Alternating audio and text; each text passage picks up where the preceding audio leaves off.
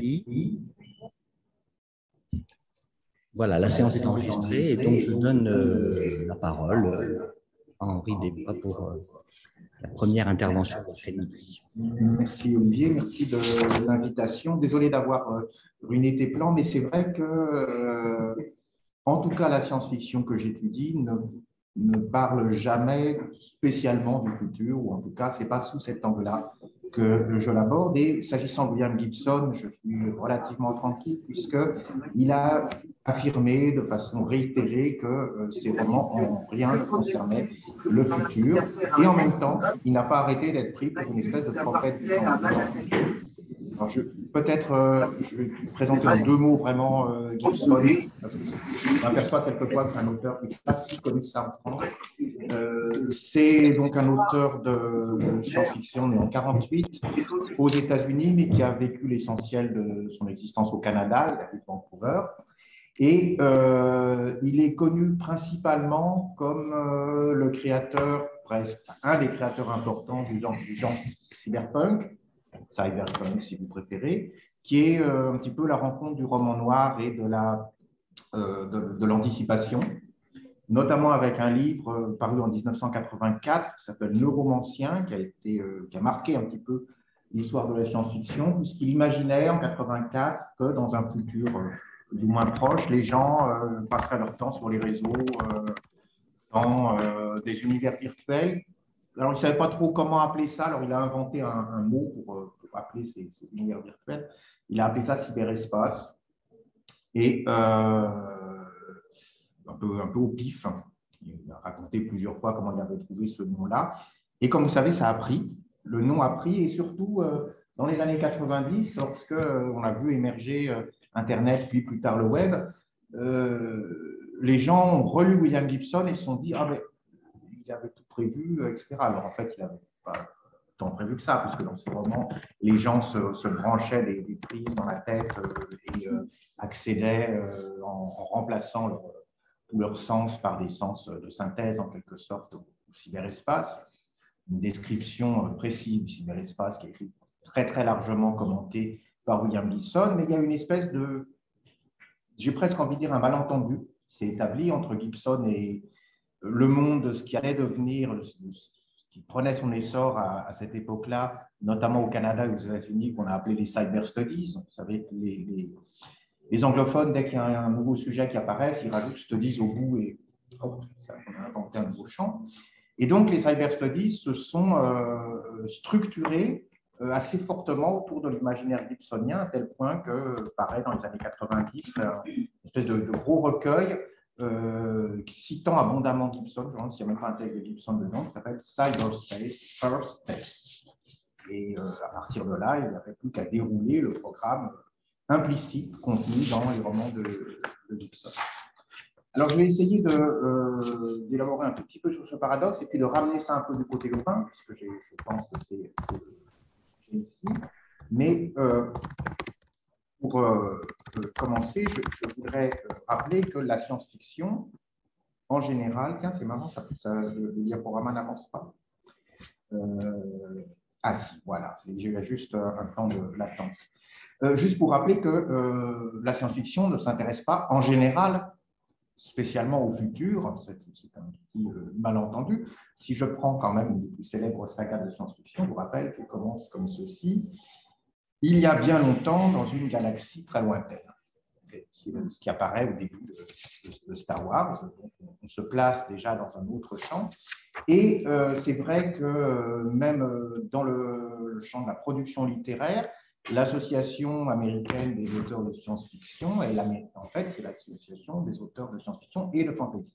Et c'est considéré comme une espèce de grand genre dans lequel on met des choses qui se passent soit dans un passé fantasmé, soit dans un futur fantasmé, soit dans des univers parallèles. Mais chez de très nombreux auteurs, rien ne dit que ces histoires qui se passent peut-être dans le futur aient une vertu prédictive quelconque. Et Gibson l'a répété plusieurs fois en interview. Alors, Gibson, je reviendrai un petit peu sur son œuvre. Après Neuromancien, il a écrit 2 autres romans dans la même veine, puis ensuite il fonctionne par trilogie. Et c'est aussi quelqu'un qui est extrêmement disponible pour parler dans les médias, pour se faire interviewer. Il tweet tellement abondamment que je ne le suis plus, parce que, enfin, je ne le suis plus. Je vais voir de temps en temps ce qu'il raconte, mais il y a vraiment une production extrêmement importante. Et en plus, on lui fait dire aussi des choses que peut-être il n'a pas dites. Il y a des citations de Gibson qui traînent, dont lui-même n'est plus capable de dire si quelque part il a dit ça. Par exemple, on trouve partout cette citation « Le futur est déjà là, c'est juste qu'il n'est pas réparti également ». Gibson pense qu'il ne l'a pas dit. Il y a des gens qui disent que si, il a dû dire quelque chose dans ce genre-là, mais finalement, dans la masse de sa production écrite et orale est tellement grande qu'on ne sait plus trop. Mais il reconnaît qu'il aurait pu le dire, peut-être. Parce que ce n'est pas complètement impossible, mais il pense qu'il ne l'a pas dit. Cela dit, ce qui est certain, indépendamment de ce que Gibson dit, c'est qu'il est constant dans un aspect au moins de son œuvre, c'est qu'il interroge toujours, il s'interroge beaucoup sur les visions que nous avons du futur en général et sur les rapports qu'il peut y avoir entre la façon dont nous imaginons le futur, nos idées du passé et notre présent, et sur la capacité de la fiction, ou plutôt l'incapacité de la fiction à prédire correctement le futur. Je pense que il est assez intéressant de revenir sur une des premières, la première nouvelle, je crois, publiée de Gibson, qui s'appelait le Continuum Gernsback, qui a été publié en 1980 dans un catalogue de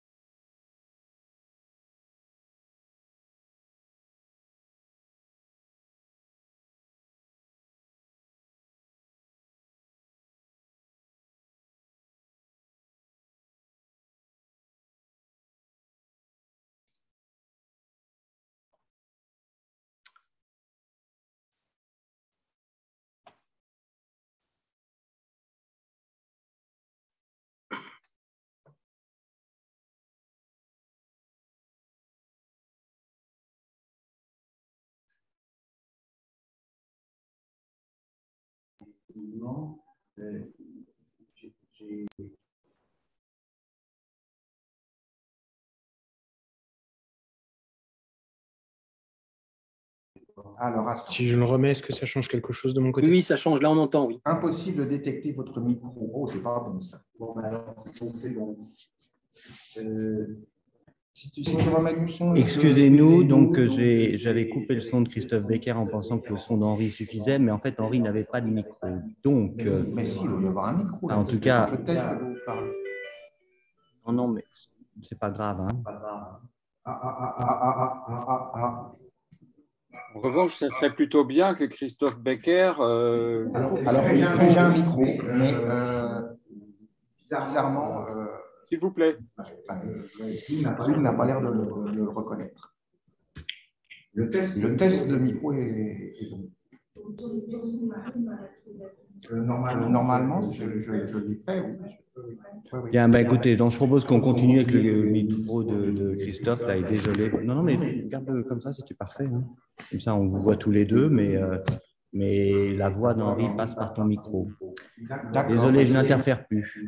Je ne sais plus ce que je racontais. Ah oui, le Continuum Gernsback. Donc, ce photographe se met à voir, parce qu'il prend des produits pour rester éveillé. Oui, alors, on dit quelquefois, il y a la génération en science-fiction, il y a la génération des alcooliques, puis ensuite la génération des shootés, donc Gibson appartient à la deuxième. Même si il y a longtemps qu'il a arrêté, mais bon, symboliquement, il appartient plutôt à la deuxième génération d'auteurs de science-fiction. Bon, il y a du son, là, je fais un petit test, oui. Et ce photographe s'aperçoit qu'en fait, ces futurs avec ces villes de chrome, ces voitures volantes, etc., c'est un futur totalitaire, affreux, et il arrive finalement à se désintoxiquer en quelque sorte de ce futur en consommant massivement de la télé-réalité et du porno, ce qui le réancre dans le présent moins parfait, mais plus vivable comment dire, de la réalité. Et l'idée, c'est qu'effectivement, ce que les années 30 imaginaient, là il y a une citation du confrère de Gernsback, les années 30 rêvaient de marbre blanc, de chrome fuselé, de cristal immortel et de bronze patiné, mais les fusées des couvertures de Gernsback, alors je n'ai pas expliqué le titre, mais Gernsback, c'était un éditeur de science-fiction spécialisé dans ce genre de magazine où il y avait une science-fiction qui était, alors on dit quelquefois en la regardant rétrospectivement, plutôt de nature utopique. En fait, ce n'est pas aussi simple que ça, mais c'est ce qu'on en a retenu.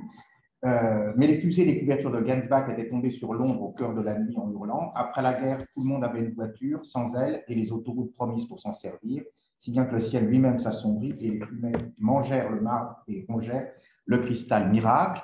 Donc, c'est une constatation à la fois de l'impuissance de la fiction à imaginer le futur et aussi une critique de l'utopie comme genre littéraire, en tout cas dans la science-fiction populaire des années 30, puisque à la fin, la nouvelle se termine de cette façon-là. Le bonhomme va acheter tous les magazines dans un kiosque à journaux et voit toutes les catastrophes. Le kiosquier lui dit « Ah, c'est pas terrible ».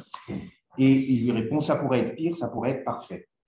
Et dans toute la suite de l'œuvre de Gibson, on va constater une espèce de reprise de ce terme, de ce thème de l'impossibilité d'imaginer le futur, puisque même le genre cyberpunk est un genre profondément urbain.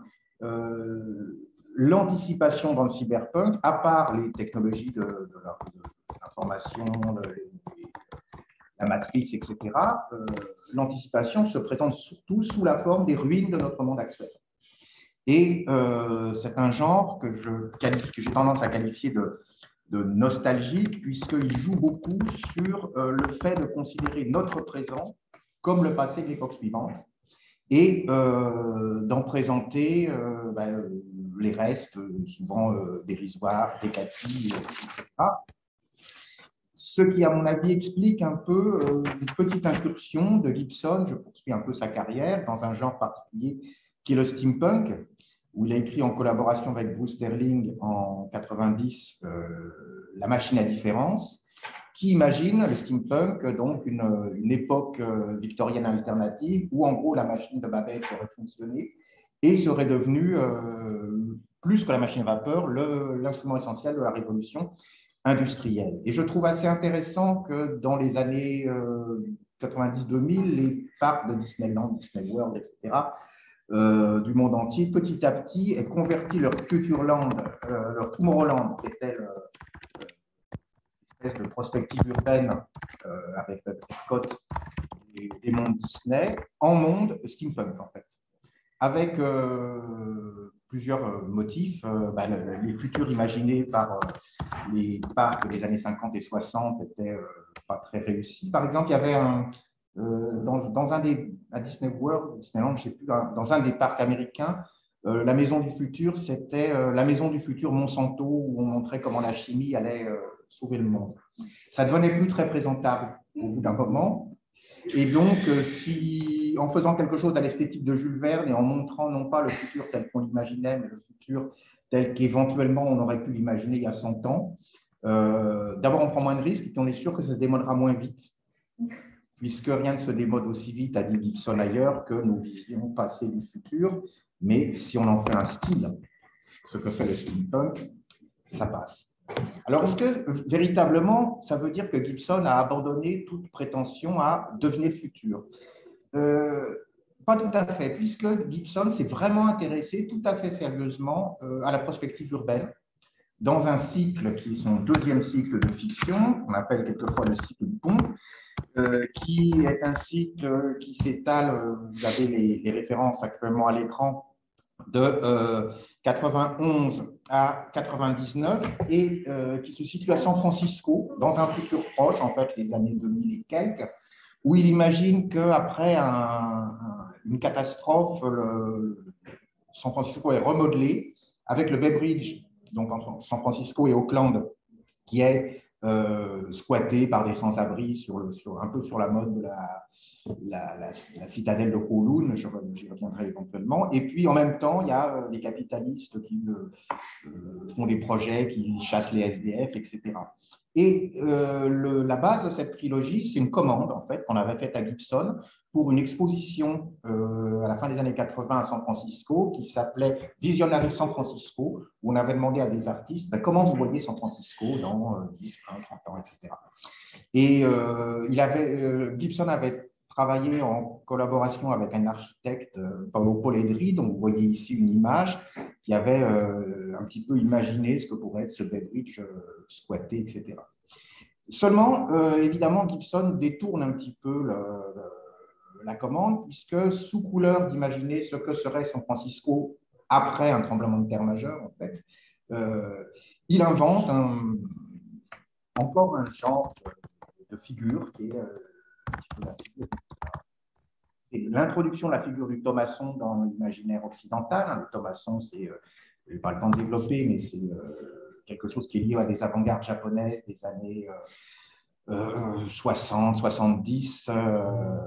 Il imagine qu'il y a un chercheur japonais qui visite San Francisco dans ses romans. Ce chercheur s'appelle Yamazaki, vous voyez ici, et qui considère que le pont est une espèce de gigantesque Thomasson, c'est-à-dire une incongruité architecturale, et en même temps, pour donner un petit peu le ton du roman, voici ce passage, Yamazaki s'arrêta, il se tint un instant immobile, la main sur une rampe en bois marquée de symboles argentés tracés à la bombe. L'histoire de Skinner, donc c'est l'histoire qui donne naissance au roman, semblait irradier sur les 1000 petits détails qui l'entouraient, sur les sourires, les visages barbouillés, sur la fumée des cuisines ambulantes, comme des amis de son concentrique, une cloche invisible, trop grave pour être perçue par l'oreille avide d'un étranger.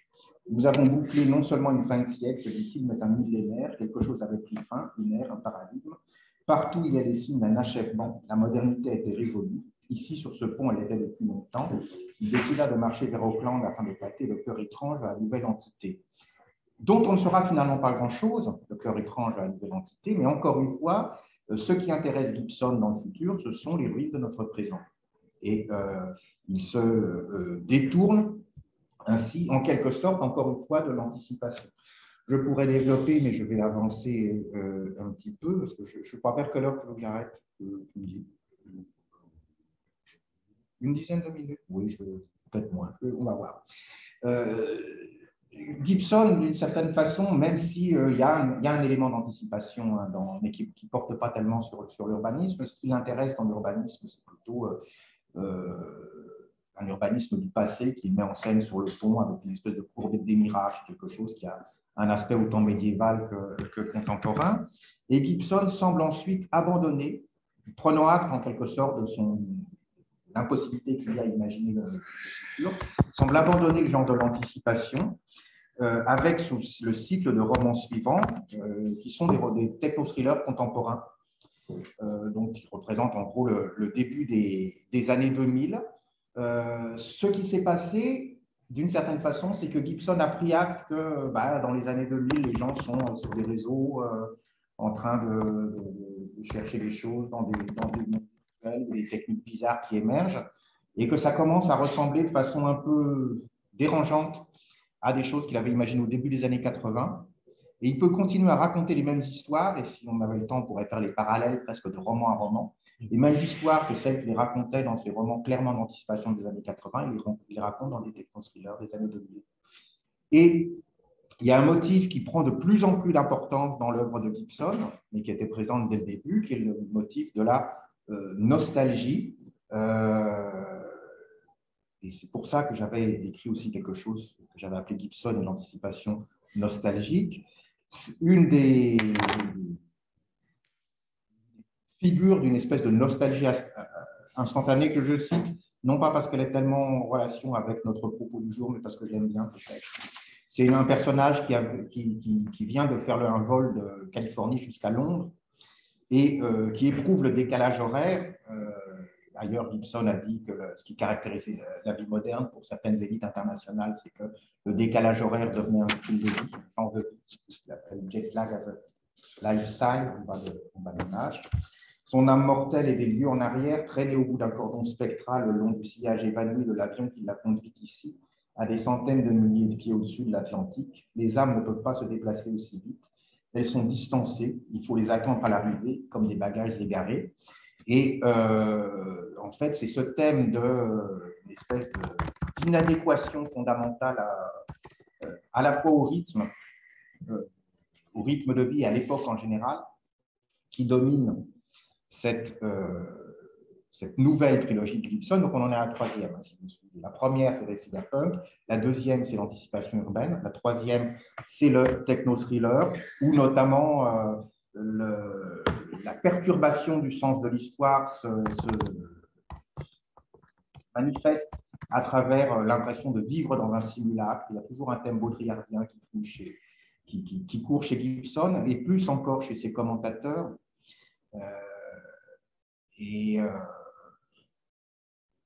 Ce qui est totalement explicité par un des personnages du premier volume de cette trilogie, qui s'appelle donc Identification des schémas, et qui dit ceci. Bien sûr, dit-il aujourd'hui, alors c'est un patron qui reçoit le personnage dont il était question tout à l'heure pour lui confier une mission. Nous n'avons pas la moindre idée de quoi ou de qui sera peuplé notre futur. En ce sens, nous n'avons pas de futur. Pas dans le sens où nos grands-parents en avaient un ou croyaient en avoir, c'est-à-dire nos grands-parents, je suppose, ceux qui lisaient éventuellement les magazines de Gernsback. Les sociétés et les cultures futures entièrement imaginables étaient un luxe d'un autre temps, lorsque maintenant durait plus longtemps. Pour nous, bien sûr, les choses changent si brusquement, si violemment, si profondément, que les futurs comme ceux de nos grands-parents n'ont plus assez de maintenant pour les soutenir. Nous n'avons plus de futur, car notre présent est trop volatile. Et je pense que Gibson avait dû lire quand même Frederick Jameson, avec qui il entretient une relation assez compliquée, parce que Jameson est un des grands commentateurs de Gibson, et Gibson, dans ses romans, cite de façon souvent assez ironique Jameson, puisque alors que Identification des schémas, c'est le début des années 2000, en 91, dans le postmodernisme, Jameson écrivait « Nous ne pouvons plus du tout imaginer l'avenir sur quelque forme que ce soit utopique ou catastrophique. Dans ces circonstances, quand une science-fiction autrefois futurologique, comme le cyberpunk aujourd'hui, bonjour Gibson, se transforme en pur réalisme, en représentation directe du présent, la possibilité que Dick, alors c'est sur un commentaire locatif, l'expérience du passé comme présent et comme histoire se voit peu à peu écartée. » Et Gibson continue à théoriser, en fait, c'est ça un peu qui sert son nouveau cycle, cette impossibilité d'imaginer le futur, au sens où, pour lui, on est déjà passé de l'autre côté de la singularité. Vous savez, la singularité, c'est ce moment où le transhumanisme imagine que tout va s'accélérer tellement que nous sommes incapables de voir ce qu'il y aurait au-delà. Eh bien, une idée qui sous-tend les textes récents de Gibson, c'est que la singularité, elle est déjà derrière nous. Et que donc, on est tellement incapable d'imaginer le futur que même notre présent devient incompréhensible. Et Gibson l'exprime, je trouve, dans ce passage, qui est la première description littéraire du 11 septembre, d'ailleurs, puisque c'est arrivé peu après. C'est toujours le même personnage qui attend un rendez-vous dans le quartier Manhattan le 11 septembre 2001. Et voici ce qui se passe. Elle avait assisté à la chute du pétale d'une rose fanée dans une toute petite vitrine d'un antiquaire excentrique de Spring Street. Elle flânait là, avant un petit déjeuner de travail à 9 h au Soho Grand, avec 15 minutes à tuer et un temps superbe. Elle regardait sans goût et probablement avec plaisir 3 tirelires en fer blanc rouillé, toutes de tailles différentes, mais représentant représentant toute l'Empire State Building. Elle venait d'entendre un avion incroyabement brillant, supposait-elle, volant bas. Elle avait cru apercevoir quelque chose de Wayne Caldwell, mais cela avait disparu. Il devait faire un film. Les roses fanées dans un vase de céramique blanc cassé semblaient avoir été là depuis des mois. Elles avaient dû être blanches, mais quand elles étaient fraîches, elles avaient maintenant la couleur du parchemin. C'était une vitrine mystérieuse avec un fond en contreplaqué noir qui ne laissait rien voir de la boutique derrière. Alors, toujours ces motifs un peu de vanité, etc., qu'on retrouve souvent chez Gibson.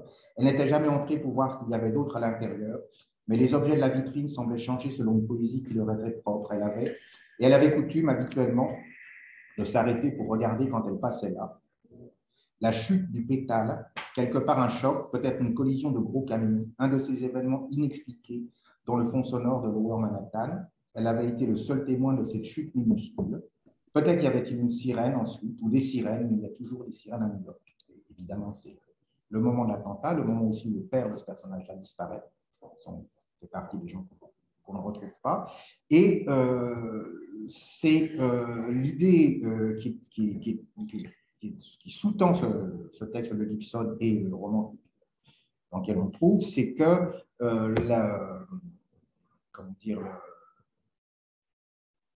le 11 septembre représente une des modalités justement de cette singularité, au-delà de laquelle toute prédiction devient impossible, ce que Gibson semble confirmer dans le cycle suivant. Il y a 3 cycles qui se déploient dans son techno-thriller. Il revient en apparence à l'anticipation, avec 2 romans qui sont de Periphéral et Agency, mais ce sont 2 romans qui présentent 2 versions alternatives du futur. Un futur lointain, après une série d'événements qu'on appelle le jackpot, qui ont tué 80% de l'humanité, et à l'intérieur desquels des personnages puissants, des descendants des oligarques russes, d'après ce qu'on comprend, sont occupés à communiquer avec le passé à travers une espèce de machine qui ne permet pas physiquement de remonter le temps, mais qui permet d'échanger des informations avec une époque passée. Et chaque fois qu'une interaction se fait avec le passé, potentiellement l'univers diverge et on crée de nouveaux futurs à chaque fois. Et il y a 2 romans pour l'instant qui sont dans cet univers. On attend prochainement enfin, un jour, le 3e, mais peut-être en attendant, en 2017, Gibson a publié un roman qui n'est pas exactement dans cet univers-là, mais qui fonctionne sur le même principe, qui est un roman graphique qui s'appelle Archangel, dans lequel, en 2016, l'Amérique est sous le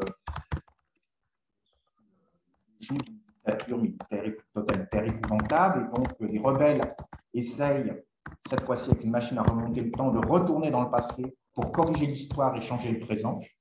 Et effectivement, ça fonctionne, mais le présent perturbé, le présent alternatif est celui où Trump est élu et où, ça c'est la dernière image d'Archangel, et Gibson suggère que non seulement on ne sait pas de quoi sera fait l'avenir, mais on ne sait pas de quoi sera fait le passé, et probablement nous vivons déjà dans une dystopie alternative suite à une manipulation de notre passé. Et cette idée est tellement forte dans les romans actuels de Gibson que dans son dernier, Agency, qui est censé se dérouler dans une ligne temporelle qu'on suppose être la ligne temporelle naturelle. Hillary Clinton est présidente des États-Unis et il n'y a jamais eu d'incendie de Notre-Dame. Donc, j'ai beaucoup fait parler Gibson, mais je pense que c'est mieux que moi je parle. Non, mais c'est très bien et on va peut-être même continuer à faire parler Gibson. En tout cas, je passe la parole à Christophe donc pour un premier, peut-être une réaction et des premières questions suite à cette intervention. Il y avait quelques remarques. Déjà, merci pour ce travail. Il y avait juste une première remarque, c'était qu'Archangel, qui est un comic book, a été écrit en même temps que The Peripheral. Donc, il y avait un aller-retour narratif entre les deux. Il s'est inspiré, quand il avait du mal à écrire Peripheral, il revenait sur Archangel, etc. Donc, il y avait toujours un aller-retour du point de vue de la narration. La première chose que je voulais dire, c'était plus une réflexion avant de te poser des questions. C'était c'était justement, on m'avait posé la question d'un rapport qui pourrait y avoir, qui pourrait exister entre William Gibson et, d'une part, la nostalgie et d'autre part, l'urbanité. Et il y avait deux choses qui me venaient à l'esprit. C'était d'abord ce concept-là de rétrofutur que tu as utilisé, qui était effectivement dans The Gernsback Continuum, qui est un concept qui est effectivement parfaitement pertinent pour parler de Gibson, il me semble. C'est quelque chose qu'on voit effectivement très souvent dans ces textes. Là, récemment, il y a Pat Cadigan qui a sorti une version romancé du scénario que William Gibson a écrit pour Alien 3 et qui a été refusé. J'ai vu le scénario, mais je n'avais pas vu la novélisation. Il y a eu un scénario, il y a eu un comics, et là, ils ont fait la novélisation par Pat Cadigan, et Pat Cadigan revient sur l'idée dans le futur. En fait, Ripley tombe sur des soviétiques, mais des soviétiques du futur. Donc, c'est-à-dire des gens qui vivent dans des stations spatiales qui ne marchent pas. En fait, c'est toute l'idée complètement caricaturale, mais évidemment un peu vraie, de cet empire soviétique qui est constamment en train de s'effondrer. Et puis la deuxième chose, c'était le fait qu'un des chocs esthétiques qui l'a marqué en 1982, donc c'était pour la sortie de Blade Runner de Ridley Scott, c'est quand William Gibson est allé voir Blade Runner au cinéma et qu'il est sorti parce qu'il pouvait pas, il trouvait ça insupportable parce que c'était très exactement ce que lui voulait montrer en fait. C'était très exactement ce que lui voulait décrire. Il avait une admiration pour Kadik, même si parfois il s'en défend plutôt mal d'ailleurs, mais c'était quelque chose. Les décors en fait qui ont été faits entre autres par Douglas Trumbull qui est mort il n'y a pas très longtemps. C'était quelque chose d'insupportable parce qu'il avait l'impression que c'était quelque chose qu'on avait pris dans son cerveau. La deuxième chose, c'était plutôt une question, c'était par rapport au thème de prospective urbaine que tu développes et l'aspect peut-être qui est paradoxal de la mémoire et de la nostalgie chez Gibson. Il y a quelque chose d'assez frappant quand on lit l'intégralité ou la quasi-intégralité de ces romans. Ce sont, en plus des thèmes, les noms propres, les noms communs qui reviennent. Par exemple, il y a Case qui est le héros de Neuromancer, donc en 1984, et qui va se transformer entre guillemets en Case, C-A-Y-C-E, dans Pattern Recognition. Et on a l'impression que, enfin c'est comme ça que je le lis en tout cas, et c'est pour ça que je voulais avoir ta réaction par rapport à ça, que on a l'impression que la mémoire est forcément reconstruite chez Gibson, elle est effacée, elle est détruite, elle est mal interprétée. Et il y a une impossibilité d'avoir une mémoire qui est efficace, valide. On a l'impression qu'il y a toujours une cage, il y a toujours les mêmes mots qui reviennent. Par exemple, tu parlais de la description des ponts dans sa deuxième trilogie. La description qu'il emploie en anglais, on peut retrouver quasiment la même description pour employer le cyberespace dans sa première trilogie. C'est vrai que le cyberespace, de toute façon, dès le début, est donné comme quelque chose d'urbain. Alors, il a donné plusieurs explications, notamment Los Angeles la nuit, etc. Donc, les motifs urbains sont omniprésents chez Gibson, y compris pour décrire des choses qui ne sont pas nécessairement de l'ordre de l'urbain, comme par exemple le cyberespace. Et l'inspiration directe pour la deuxième trilogie, c'est City of Quartz de Mike Davis, dont il a dit en interview aussi que c'était la meilleure œuvre cyberpunk de non-fiction qu'il ait eue. Et c'est vrai. Et le motif de Blade Runner apparaît aussi chez Mike Davis, dans l'imagination du désastre. Donc, il y a une circulation de certaines images urbaines nocturnes en particulier, chez Gibson et dans le cyberpunk en général. Et les dessins de Sidney pour Blade Runner, évidemment, sont très, très présents. Quant à la mémoire impossible, oui, c'est quelque chose qui est important chez Gibson, puisque la nostalgie chez Gibson s'attache encore peut-être davantage à l'oubli qu'au souvenir. Je veux dire par là que le premier grand développement des motifs nostalgiques, c'est dans Compte Zéro, donc le deuxième roman de la première trilogie, et c'est autour de Boîte de Cornell. Donc, c'est l'artiste américain qui fait ces espèces de collages en volume dans des vitrines, vous voyez, qui sont indéchiffrables. C'est des espèces d'allégories qu'il est impossible de déchiffrer et qui sont donc, d'une certaine façon, comme le sont les thomassons dans la culture populaire japonaise, davantage des allégories de l'oubli que des monuments au souvenir. Et c'est vrai que Gibson semble un peu obsédé par cette idée d'oubli, d'effacement de la mémoire. Et d'ailleurs, une de ses œuvres, le livre d'artiste qu'il avait fait, qui s'appelait Agrippa, The Book of the Dead, c'est quand même un livre qui s'effaçait quand on l'ouvrait. Il était sur du papier photosensible et le seul fait de l'ouvrir l'effaçait. Et il était accompagné d'une version numérique avec une disquette qui se formatait la première fois qu'on essayait de la lire. Évidemment, elle a été hackée. Donc, ce qui était formidable, il y avait deux choses sur Agrippa, c'était que moi, je suis allé le voir au Victoria and Albert Museum et que j'ai trouvé des, je crois que c'était dans Rapid Eye, je crois en 1995. Gibson dit non, mais ça n'a jamais existé. C'est un texte que j'ai jamais écrit. Alors, j'y suis allé, j'ai vu l'objet lui-même et je leur ai demandé s'il était catalogué. Parce que s'il est catalogué, forcément, ils l'ont lu. Donc, ils m'ont dit que pour la version CD, ils pouvaient pas. CD, c'était la disquette à l'époque. Ils pouvaient pas la cataloguer parce qu'ils ne pouvaient pas la lire. Donc, je leur ai dit, mais qu'est-ce qui vous dit qu'il y a quelque chose sur cette disquette? Et ils m'ont dit, on ne sait pas. Donc, ils pouvaient pas. Ils n'avaient pas vraiment de réponse à ça. Ah oui. Je ne savais pas que Gibson avait. Parce qu'il me semble qu'il l'a reconnu par ailleurs. En 95, en tout cas, il a dit qu'il n'avait jamais écrit ça. Il a dit qu'il n'avait jamais écrit ça en 95. Et j'avais peut-être une dernière question. C'était par rapport à l'ensemble de ces trilogies, donc on va dire les trois trilogies, sans compter les autres textes.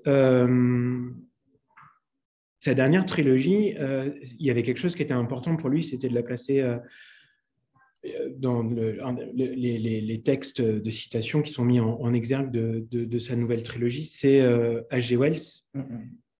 Et est-ce que tu penses qu'il y a, pour toi, cette nouvelle trilogie se démarque des deux précédentes? Je veux dire celle qui est en chantier? Celle qui est en chantier. Ou celle de Blue Hand? La toute dernière? Celle où il n'y en a que deux pour l'instant.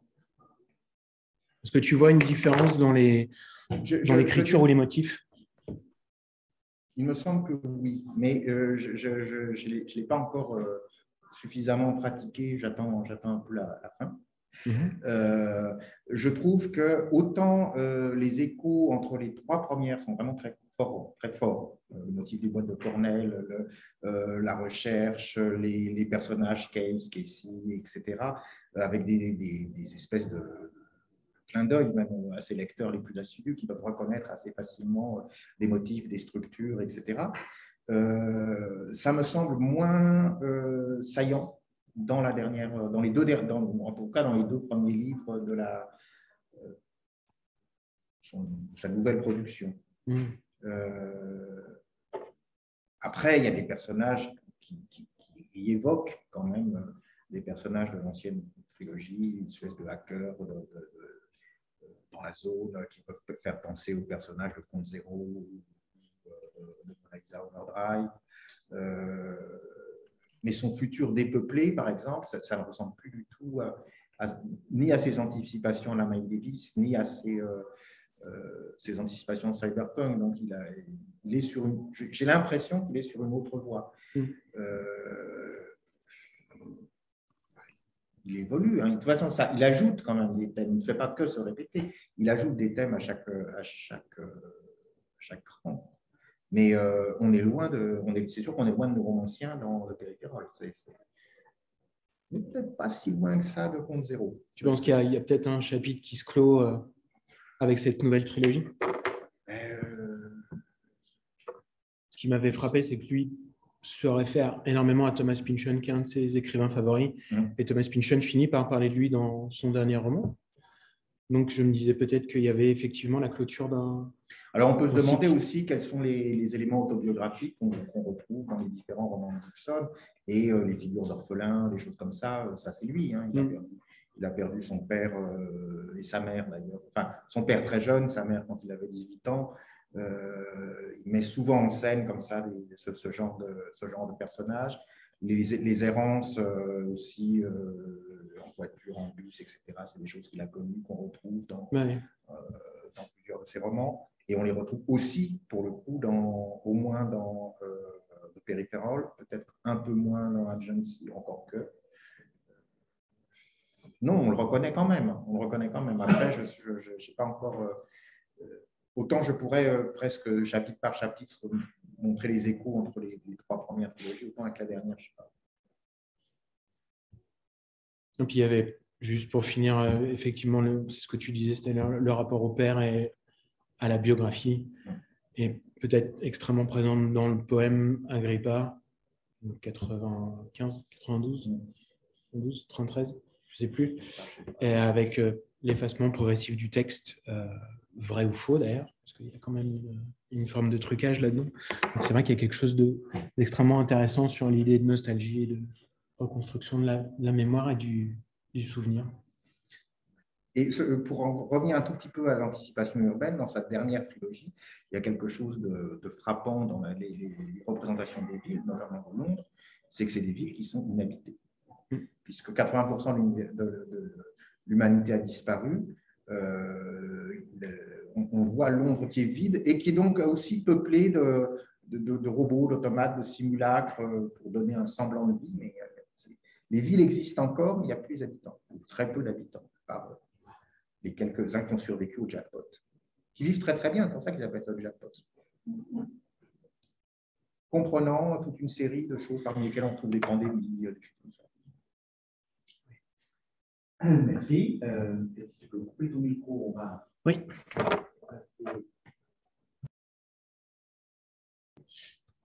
Voilà, on va faire… Alors, normalement, là, je devrais récupérer la caméra à un moment, mais pas sûr que ça marche. Ce serait pourtant bien. J'ai un peu de la peine à comprendre comment fonctionne Zoom. Normalement, quand on a le micro, on a aussi l'image. Parce que je voulais passer la parole à la salle réelle ou à la salle virtuelle qui souhaiterait rebondir sur cet échange, présentation d'abord d'Henri et cet échange passionnant. Je ne sais pas. Alors oui, Alice, je déplace mon appareil, mais je suis très vexé parce que je n'arrive pas à récupérer l'image. Merci. L'image principale, c'est-à-dire que bien que son micro soit coupé, ça reste sur l'ordinateur de Christophe. Et donc, je voulais qu'on voit les gens qui, au moment où ils parlent, quoi. Mais attends, faisons. Si, mais c'est embêtant.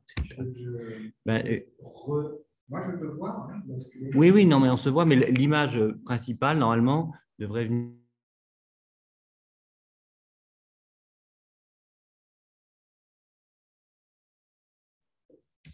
Là, quand je parle, je suis sur l'image principale. Plus rien. Vas-y. C'est toujours, je trouve ça toujours drôle à chaque fois qu'on parle de science-fiction et de futur, on a toujours des problèmes technologiques. Il faudrait qu'on tire des leçons de ça peut-être. Merci pour la présentation sur Gibson que je connais finalement assez, à part mes romanciens. Je ne connais pas du tout ces cycles plus tardifs, mais je trouvais ça très intéressant sur cette incapacité à imaginer le futur après la singularité et qui disent que la singularité a déjà eu lieu finalement. Et ça me pose la question sur la représentation des villes dans la SF et des futurs urbains dans la SF. On dirait qu'en effet, ça s'est arrêté avec Neuromancien, Blade Runner et que les représentations des futurs urbains dans la SF sont ces images de villes polluées où il pleut tout le temps, avec des néons partout, comme Los Angeles la nuit ou ce genre de choses.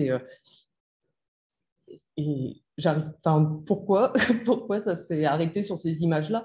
Enfin, à l'opposé, on peut avoir des images de villes très propres, de marbre blanc futuristes dans ce sens-là, mais de l'autre côté, on a ces représentations dont on n'arrive finalement pas à s'échapper.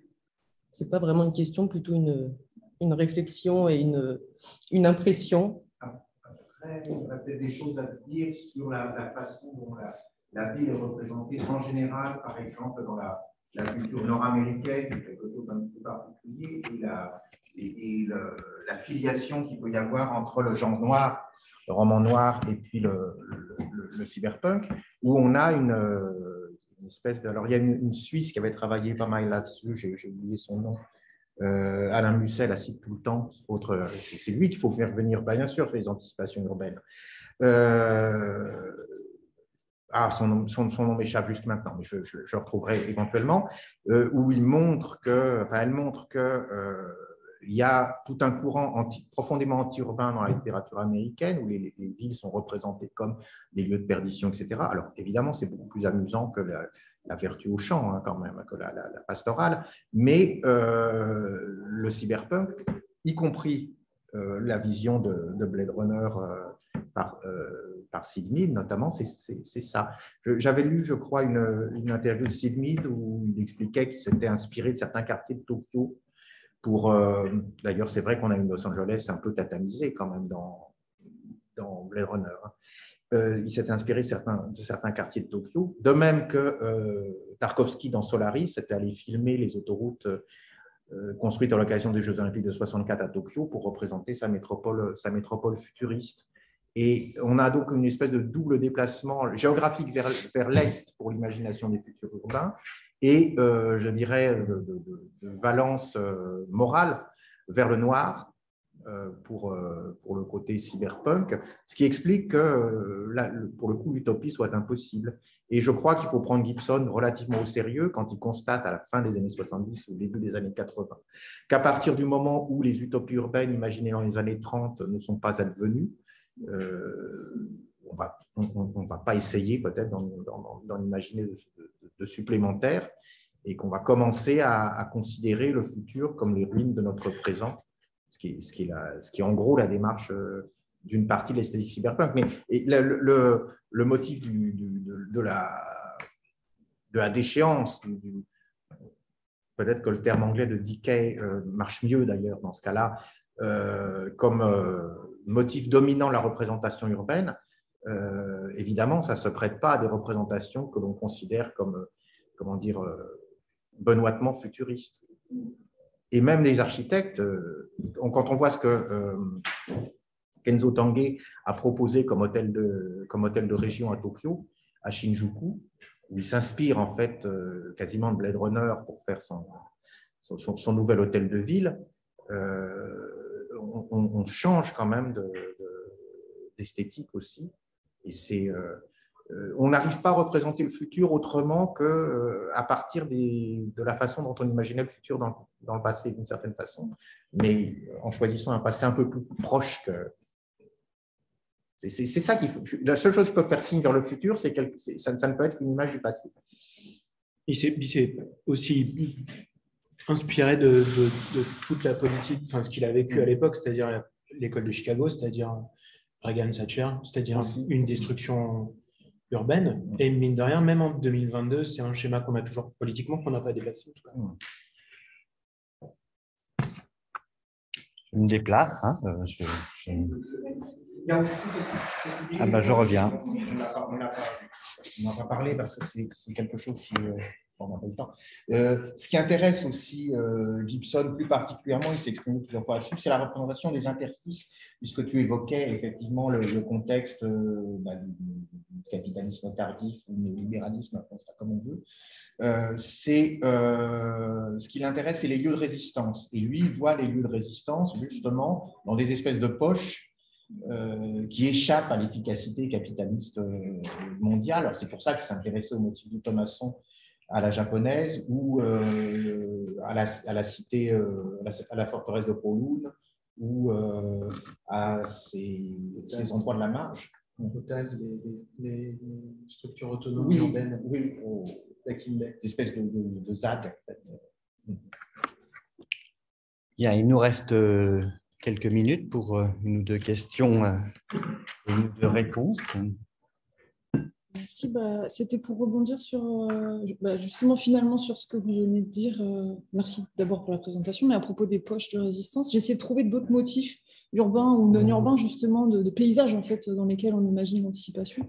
Et dans mon propre répertoire, je pensais à des fictions qui sont justement pas urbaines. Le monde d'après le monde, je ne sais plus, dans la forêt, sur la route, enfin, des grands classiques maintenant.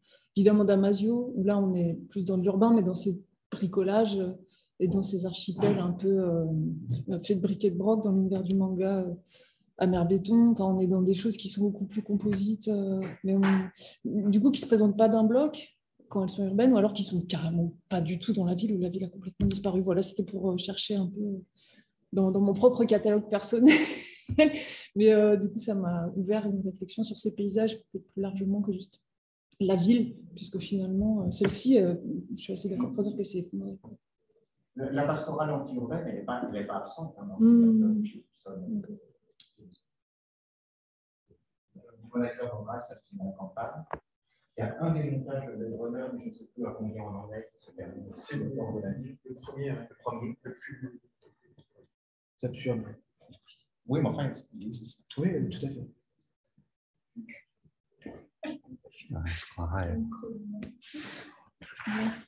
Merci beaucoup pour cette présentation. Moi, j'avais une question vraiment de non-spécialiste, mais je me demandais si la crise écologique était présente dans les réflexions de Gibson, et est-ce que l'hypothèse d'une espèce de certitude de catastrophe annoncée, finalement, ne renvoyait pas les réflexions plutôt au présent, ou à cette idée de rétro-futur, c'est-à-dire impossibilité ou moindre intérêt finalement pour quelque chose d'annoncé et de... Alors, c'est peut-être ça qui la différence à la dernière, c'est que la crise écologique, elle est dans un des futurs en cours, et dans l'autre, elle a eu lieu et elle a effacé 80% de l'humanité. Et c'est un motif qui existait déjà dans la première trilogie, puisque par exemple, on apprend qu'une pandémie a éradiqué les chevaux. Comme ça, c'est un tout petit, au détour d'une phrase dans le romancien, on apprend ça. Donc cette idée-là, oui, mais ça fait partie des motifs de l'anticipation contemporaine.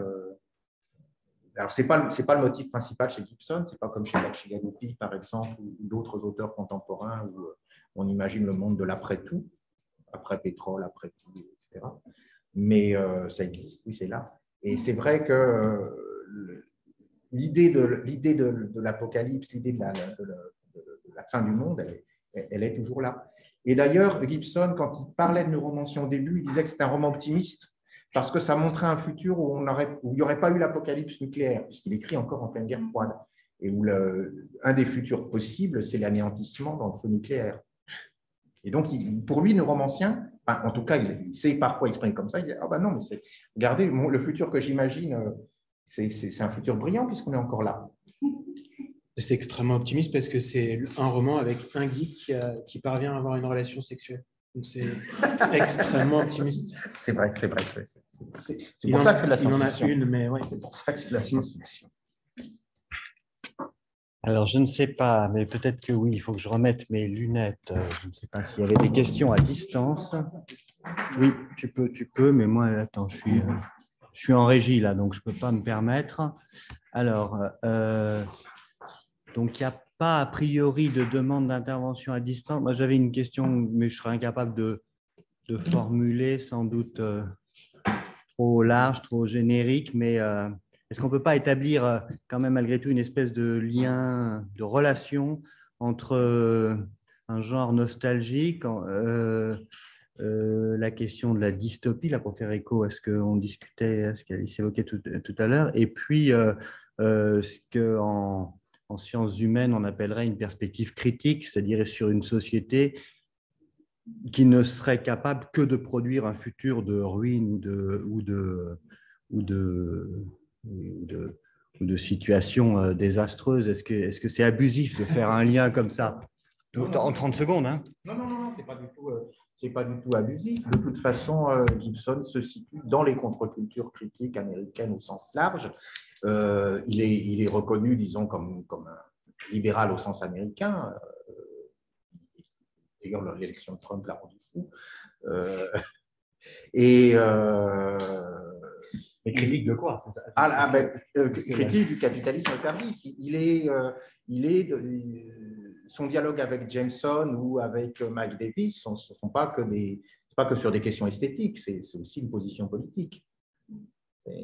Et là où la critique est la plus nette, c'est dans sa deuxième trilogie, puisque c'est la trilogie la plus urbaine, où c'est une critique de la privatisation de l'espace public, de l'intervention des puissances du capital dans l'urbanisme. Plus qu'une critique de la technologie, par exemple. Ah non, il n'y a pas de critique de la technologie en tant que telle. Non, non, non, je ne pense pas qu'on puisse dire ça. Il a une approche relativement agnostique de la technologie en tant que telle. Il n'y a pas de jugement sur c'est pas un luddite. Sauf par moment. Dans la différence, la machine à différence. Alors, un petit peu dans la machine à différence et un tout petit peu aussi dans la troisième trilogie.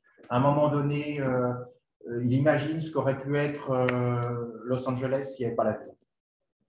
Et il imagine que c'est peut-être une illusion, il a cet adjectif assez curieux, il dit Los Angeles serait pré-Lapsarian, d'avant la chute. Et la chute étant, on ne peut pas lire le texte autrement, la ville. Et là on sent le petit côté, la mairie des pionniers, la vertu au champ, etc. Mais c'est une des seules fois. Normalement, ce n'est pas sa veine. Il a une fascination, une admiration même pour la technique, c'est sûr. Oui, on pourrait même considérer que cette imagination de Los Angeles sans la ville ou de la région de Los Angeles sans l'urbanisation, c'est encore une forme de la critique du capitalisme, puisque l'urbanisation de Los Angeles, c'est quand même une modalité d'urbanisation très spécifique, où en fait, il n'y a rien pour vivre sur place. En tout cas, il n'y a pas d'eau, donc il faut aller chercher l'eau très loin pour pouvoir faire ensuite des plus-values foncières considérables quand on est propriétaire des terres. Donc, on pourrait dire d'une certaine manière, ça fait écho à ça. Mais l'apocalypse, ce n'est pas toujours quelque chose qui voit de façon négative quand il est décrit, puisque l'apocalypse, c'est bon pour vous et pour moi. Mais dans tout, c'est vraiment il y a des sortes d'entités technologiques divines qui finissent par partir du roman, on ne sait plus ce qu'elles deviennent, et il y a quelque chose de vraiment divin, en fait, c'est comme ça qu'il l'explique. On se rend compte qu'en fait, il y a un événement qui s'est passé dans le roman, mais que nous, lecteurs, nous ne pouvons pas comprendre, et que de toute façon, c'est indéchiffrable. Donc l'apocalypse, voilà. Il y a aussi une entité divine qui va apparaître, dont on ne saura pas plus. L'apocalypse, ça peut être un autre monde. Parce que le seul moment où il n'y a pas d'intervention divine, c'est la troisième. Bien, écoutez, merci beaucoup à tous les deux pour cette premier temps de l'après-midi qui était très, très stimulant. On va faire une pause de 6 minutes et on va reprendre à 15h30 pour notre deuxième séquence. Donc, je vais mettre l'enregistrement en pause et ensuite, j'oublierai de le relancer. À tout de suite. L'enregistrement. Voilà. Et passer la parole à Alice Carabellian.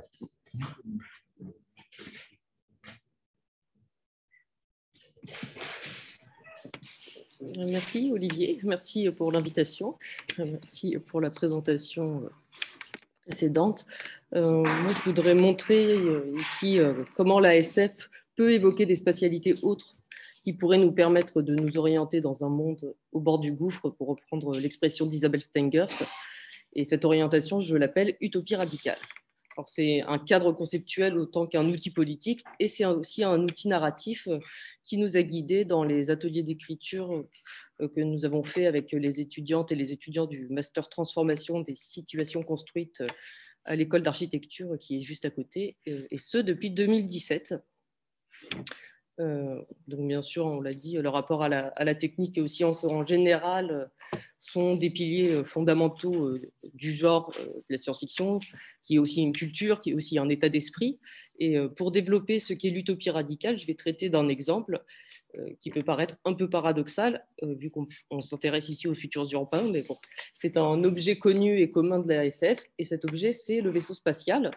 Alors, cet artefact, qui est également un lieu, va me servir à parler de ruines, de transformation et surtout d'altérité.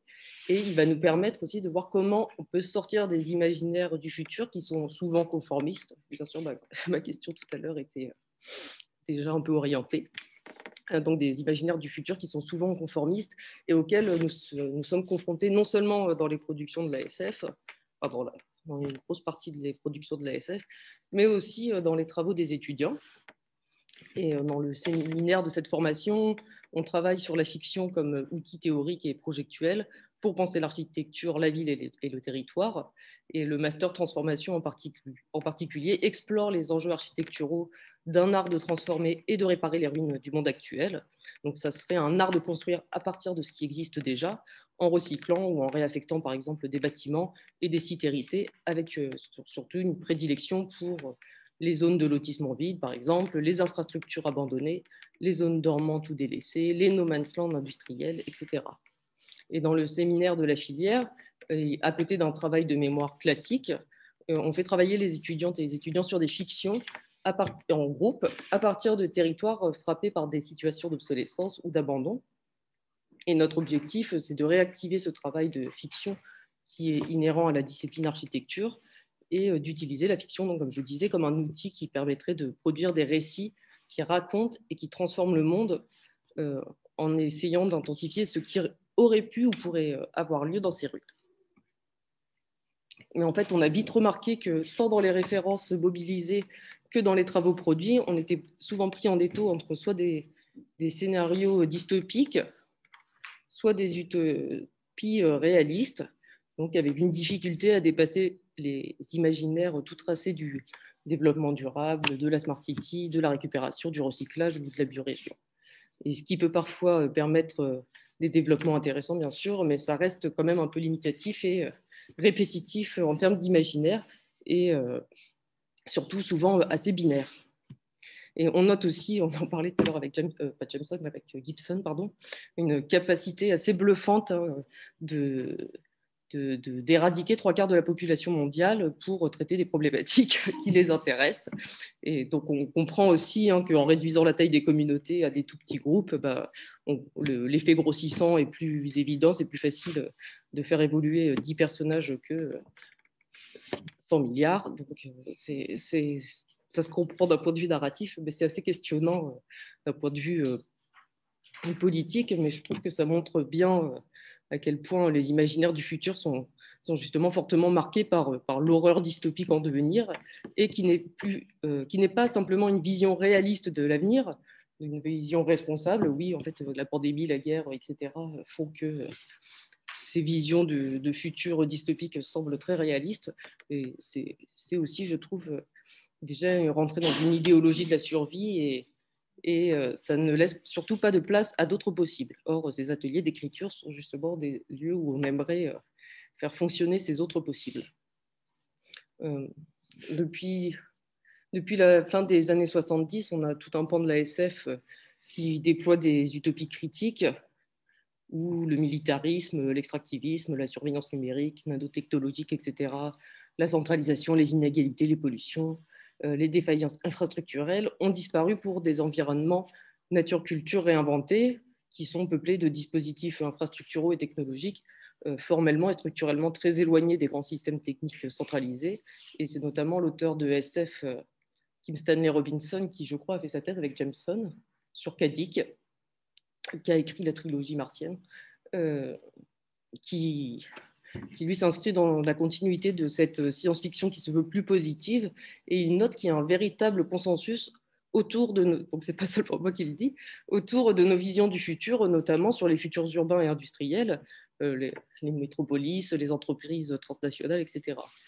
Et il dit que ce sont des images d'un futur machinique, numérique, froid et artificiel, Mais ce vieux paradigme, imaginant le monde comme une machine, comme un ensemble de 1 et de 0 dont nous serions maîtres, est en train d'être dépassé par l'idée d'un monde compris plus comme un organisme vivant. C'est cet imaginaire qui irrigue la SF positive contemporaine et qui est beaucoup plus complexe que les anciennes visions du futur. Kim Stanley Robinson appelle donc à participer à ce nouvel imaginaire qu'il nomme SF primitive, mais qui a déjà pris de nombreuses formes, comme l'environnementalisme, l'écoféminisme ou encore le biorégionalisme, qu'on retrouve peut-être dans la climate fiction, et peut-être Adèle en dira un mot, je sais pas. La SF est en partie de ce travail qui consiste à imaginer des futurs plus durables et éthiques, et ça signifie nullement travailler justement sur des mondes imaginaires low-tech ou même technophobes, mais cela consiste à mettre en récit différemment les relations, comme je disais, nature-culture, où la technologie et ses usages sont complètement interpénétrés par la relation avec le monde dans lequel elles sont créées. Et en ce sens, du point de vue du monde industriel, néolibéral, qu'il soit réel ou fictif, ce type de SF semble être en effet primitif. Donc je reviens à mon vaisseau spatial du début. Donc, imaginez un vaisseau spatial, la forme importe peu, mais celui qui m'intéresse en particulier est issu du cycle de la culture de l'auteur écossais contemporain Iain M. Banks. Donc, le cycle de la culture, c'est un space opéra qui met en scène la culture. C'est une société galactique, ultra technologisée, anarchiste, féministe, égalitaire, écologique, profondément hédoniste et qui évolue dans un univers de post-rareté. Pardon, je reprends mon souffle. Donc, cette société évolue dans un monde de post-rareté et elle vit en harmonie avec des intelligences artificielles, des humanoïdes, des non-humains et même des ex-humains. Parce que dans la culture, la technologie est tellement développée que quiconque peut prendre la forme qu'il ou elle veut, c'est-à-dire changer de sexe, mais aussi d'espèce et même de règne, etc. Bien sûr, dans la culture, on ne travaille pas sauf si ça nous amuse, et on passe plutôt son temps à réaliser ses désirs et à en chercher de nouveaux. Alors, la culture est bien sûr très hospitalière et accueille tout le monde. C'est en somme une vraie utopie au sens du bon lieu. Alors, ce vaisseau culturien est immense, c'est un véritable monde encapsulé qui peut abriter quelques milliards d'individus, avec des forêts, des montagnes, des musées et des restaurants, enfin tout ce qu'on voudra y mettre. Mais bien entendu, on peut se dire, vu ce que je disais sur la culture, que ce vaisseau ne vole pas avec de l'énergie fossile, qu'il n'est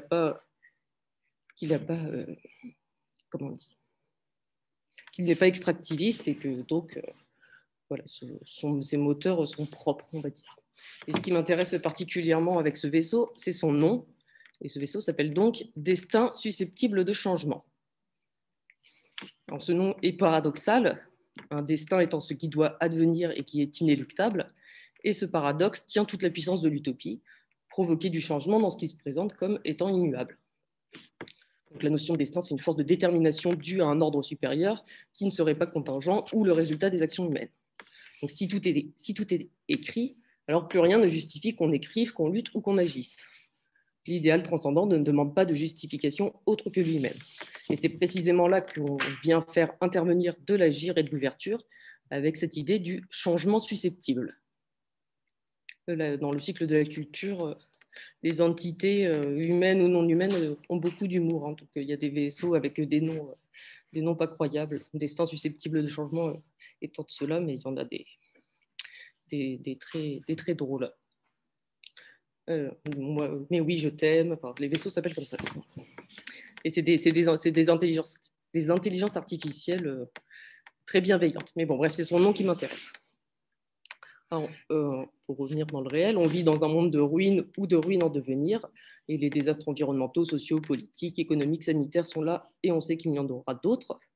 Mais nous arrivons à un moment où nous sommes saturés par ces images du pire, qu'elles soient d'ailleurs aux informations ou dans les films que nous regardons, si bien qu'on a un peu un sentiment d'impuissance et on a l'impression d'errer dans des lieux marqués par l'angoisse et la fatalité, qui est bien sûr un autre nom du destin.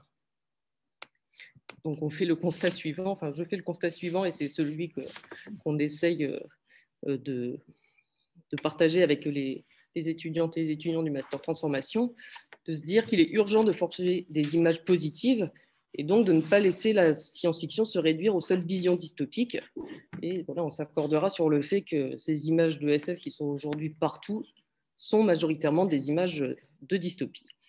Faut-il se réjouir de cette prolifération de dystopie? Alors, je dirais oui et non. Oui, parce que la dystopie sert d'avertissement sur le futur du monde. Et oui, parce que la dystopie nous fait travailler notre esprit critique et nous montre tout ce qui est déjà en germe dans nos sociétés aujourd'hui. Comme on disait, c'est pas tant, la SF, c'est pas tant s'adresser au futur que s'adresser au présent. Et oui aussi parce que la dystopie décrit des mondes qui sont souvent totalitaires ou autoritaires et surtout des figures possibles de résistance à ces ordres. Mais non, c'est pour plein de raisons, mais notamment celle-ci, c'est que dans bien des domaines, la réalité a rattrapé la fiction. Et ce qu'on qualifierait de dystopique, c'est-à-dire digne des fictions du pire, du mauvais lieu, a tendance à franchir les frontières dimensionnelles pour se réaliser dans notre ici et maintenant. Et que la réalité rattrape la dystopie plutôt que l'utopie, on peut le dire, c'est une catastrophe. Ce qui nous semble en effet inconcevable aujourd'hui, c'est l'utopie, c'est la joie, l'amour, l'égalité, la pluralité, la liberté, le bonheur, etc. Au caractère extrémiste des catastrophes environnementales, politiques ou sociales actuelles et à venir, doit répondre l'extrémisme, ou mieux la radicalité de l'utopie. Comme le dit la philosophe Lucy Sargeson, l'exploration des alternatives est un processus de transformation en soi. Et Jameson, lui, fait le constat suivant, qu'il est plus facile d'imaginer la fin du monde que d'imaginer, par exemple, la fin du capitalisme. Il me semble que cette citation, d'ailleurs, on l'attribue aussi à la fin de l'histoire, Fukuyama. Un des deux. Je préfère citer Jameson que Fukuyama. Donc, il est plus facile d'écrire des récits post-apocalyptiques que d'inventer des utopies. Et je le cite dans Archéologie du futur, il dit « Pour adapter la célèbre formule de Madame Thatcher, il n'y a pas d'alternative à l'utopie. Les utopistes ne proposent pas seulement de concevoir des systèmes alternatifs.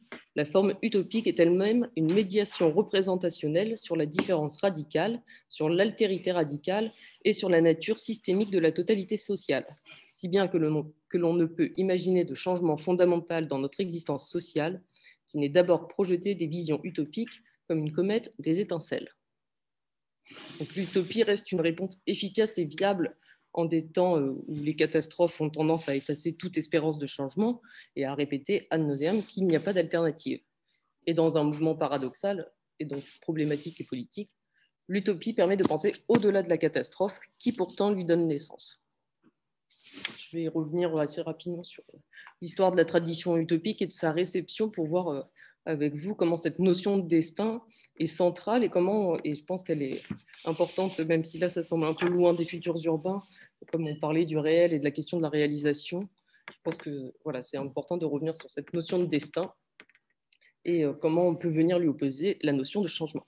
Donc, bien sûr, c'est l'histoire de l'utopie en littérature et philosophie politique plutôt que l'histoire de l'utopie en architecture qui diffère un peu. Alors, comment l'utopie a-t-elle pu donner naissance à son contraire? Parce qu'en effet, il a été dit des utopistes qu'ils et elles voulaient imposer une vision de ce que serait la société réconciliée, parfaite, et qu'un tel destin ôterait bien sûr à l'humanité sa liberté, ou pire, risquerait de la détruire. Donc, d'ailleurs lointain et inconnu, elle s'est transformée en programme à réaliser, et d'illusion inefficace au XIXe siècle, elle devient annonce du totalitarisme au XXe. Et bien sûr, en ce début du XXIe siècle, elle semble complètement inutile. Et pourtant, c'est intéressant de noter que, évidemment, nulle autre forme d'expression n'a autant donné lieu à de virulentes attaques que celle qu'a subie et subit encore l'utopie. Évidemment, il n'y a pas d'antinaturalisme ou d'anti-roman policier, mais il existe de l'anti-utopisme. Alors, qu'est-ce que l'utopie entendu comme destin? Et surtout, quel est le destin de l'utopie? Donc, la SF de la seconde moitié du XXe siècle se fonde sur les transformations de la société et sur la critique, notamment évidemment, une certaine partie de la SF, sur la critique de la notion de progrès pour développer une nouvelle forme de discours. Il ne s'agit plus d'exalter la science et la technologie comme assurance d'un futur meilleur, et c'est donc la dystopie qui apparaît. L'utopie était sortie de la fiction, notamment pour devenir programme et pamphlet politique, et la dystopie devient un moyen de l'y ramener. Donc la dystopie, c'est un dérivé de l'utopie, et ce n'est pas forcément son contraire. Elle présente de mauvais lieux, là où l'utopie présente des bons lieux, mais elle ne sous-entend pas forcément une attaque contre le concept et l'état d'esprit même de l'utopie. Pour le dire autrement, la dystopie, c'est une adaptation de l'utopie, une vision négative du devenir de l'humanité, mais comme l'utopie, elle reste critique.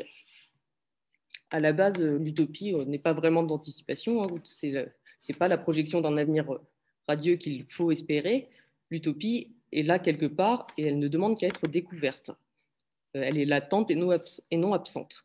Dans l'histoire de l'utopie, on voit qu'elle s'est déplacée d'un ailleurs inconnu à un futur à réaliser. Et l'utopie devient alors le point de la phrase, la lumière au bout du tunnel. Et ce à quoi correspond d'ailleurs assez bien l'image de la circularité de l'île qui est close, ronde, cerclée, comme un point final. Et on retrouve notre destin problématique du début. Mais faire de l'utopie un futur réalisé, c'est déjà courir le risque de transformer l'utopie en son contraire, en dystopie, puisqu'en effet, il est reproché à la tradition utopique de présenter par le menu le fonctionnement interne d'une société donnée, souvent faite de répétitions et d'habitudes, société harmonieuse marquée par l'absence de conflictualité. Bref, une société homogénéisée et finalement assez normative, qui, malgré l'impulsion de départ de transgresser la société réelle et la volonté de proposer un nouveau modèle social, finit par reconstituer un nouvel ordre. Ou pour le dire autrement, l'utopie dans son geste initial déterritorialise, c'est l'image du territoire lointain et inconnu, mais dans un second temps, elle aurait tendance à reterritorialiser en s'instituant, en s'enfermant sur son île. L'utopie serait alors destinée à se retourner au pire en cauchemar totalitaire ou au mieux en lieu d'un ennui mortel. Tout étant parfait, il ne reste plus rien à espérer de l'avenir du changement. Mais bon, bien sûr, c'est une conception assez rapide et erronée de l'utopie. Pour qu'une utopie ne se transforme pas en idéologie totalitaire, peut-être doit-elle quitter son île et rejoindre le rivage, et c'est-à-dire paradoxalement un retour au réel qui l'a fait naître, mais aussi et peut-être surtout à d'autres rivages, eux aussi inconnus, eux aussi incertains, eux aussi lointains. Et il faut surtout comprendre par rivage ici le caractère critique de l'utopie et l'appel du décentrement, de l'étrangéisation. Il faut en somme retrouver une socialité avec l'autre, avec l'altérité, qui la bouscule dans ses fondements. Et en effet, après les catastrophes du XXe siècle, l'utopie, pour ne pas sombrer, et puis du XXIe siècle, évidemment, ne peut plus faire l'économie d'un rapport à l'altérité qui se traduit par la transformation, bien sûr, par le brouillage des frontières, ou par la perspective, la rencontre et la mise en mouvement. L'utopie doit donc redevenir utopique. Donc pour revenir à notre vaisseau spatial, ce qui est intéressant, c'est qu'il accorde les atouts de la SF, que sont l'exploration de l'inconnu, donc ce qui ne signifie pas forcément ni colonialisme ni expansionnisme. Donc il associe l'exploration de l'inconnu avec la technologie qui peut être émancipatrice. Par exemple, il y a un moteur non polluant. Et il associe donc ces atouts de la SF avec les atouts de l'utopie, à savoir déjouer le réel et laisser entrevoir d'autres possibles, bref, de créer du changement, ou comme on dit dans le séminaire à Marne, de la transformation. Et surtout, un point fondamental, c'est que ce vaisseau, il se déplace, et c'est là tout le rôle de la SF et de l'utopie, à savoir nous faire sortir de nos gonds, de nos pantoufles, et c'est l'idée même de la perspective et de la possibilité de se désidentifier, de s'étrangériser, et surtout de prendre de la hauteur, et finalement non de regarder, de juger la fiction depuis l'ainsi nommé réel, mais peut-être encore plus de regarder ce réel depuis la fiction. Et c'est ce qu'on essaie de faire avec les étudiants. L'utopie et la SF par la suite, ça commence, on le sait, avec le fait d'imaginer d'autres choses que celles qu'on expérimente dans le réel. Et dans le cas de l'utopie, comme dans le cas de la SF, on a toujours deux attitudes qu'il faut tenir ensemble. D'un côté, la critique du réel, et de l'autre, la création ou l'imagination d'un autrement. L'esprit utopique, grâce à sa capacité à produire des images qui ne sont pas réelles, qui peuvent être réalistes, mais qui ne sont pas réelles, offre justement au réel des spatialités qu'il pourra investir par la suite pour muter ou pour se réparer contre tout ce qui se veut indépassable et inéluctable. Aujourd'hui, si la SF nous convainc qu'il est toujours nécessaire et possible de lutter contre des ordres injustes, et la diversité des formes de ces ordres injustes ne manque pas, si la SF nous offre des métaphores, des représentations, des exemples de résistance, de communautés, de survivantes, de dissidents, etc., si la SF creuse des trous dans le réel, il nous manque quelque chose. c'est Ernst Bloch qui disait « etwas fehlt », quelque chose manque. Donc, c'est ce qu'on essaye de mettre en place, c'est de dire qu'on a envie de réfléchir à des univers, des espaces qui ne seraient pas que des miettes et des ruines. Il s'agit de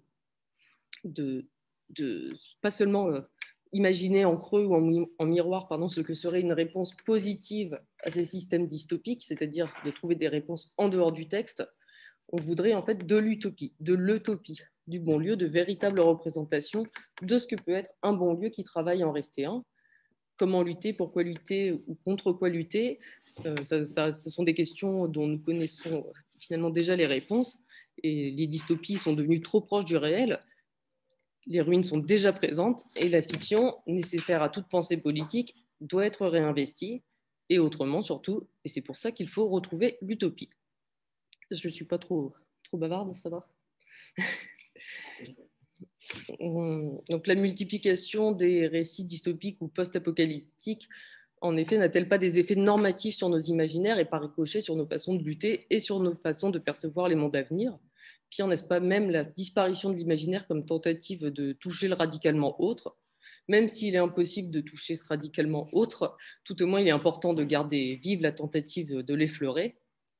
Et ces mondes dystopiques ne sont-ils pas devenus inéluctables justement à force de les répéter comme des mantras, comme des malédictions autoréalisatrices?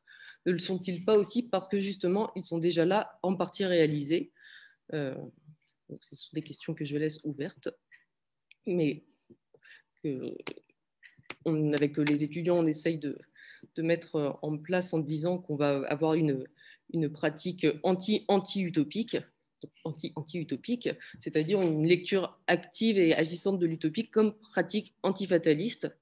Et si la dystopie participe à l'élaboration d'un discours utopique en creux, comme je disais, avec des personnages qui rentrent en résistance par exemple, elle n'est pas pour autant de l'utopie, puisque l'utopie, étymologiquement, c'est le non-lieu et le bon lieu à la fois. Donc voilà comment et pourquoi l'utopie est et devient une pensée anti-fatalité, en puisant dans sa méthode de dérangement de tout ce qui tend à rester immobile, en rendant visible ce que l'ordre veut faire disparaître, en s'infiltrant dans les failles et en déployant une toute autre géographie politique fondée sur l'émancipation. L'utopie, c'est la composition d'un tel monde qui est en dissidence, qui est lui-même peuplé de dissidentes et de dissidents. Comme je disais, les ruines sont déjà là. Il faut maintenant les transformer et sortir de la sidération qui nous pousse à croire que ce monde ruiné dans lequel nous vivons n'a pas d'autre avenir que celui d'un monde ruineux.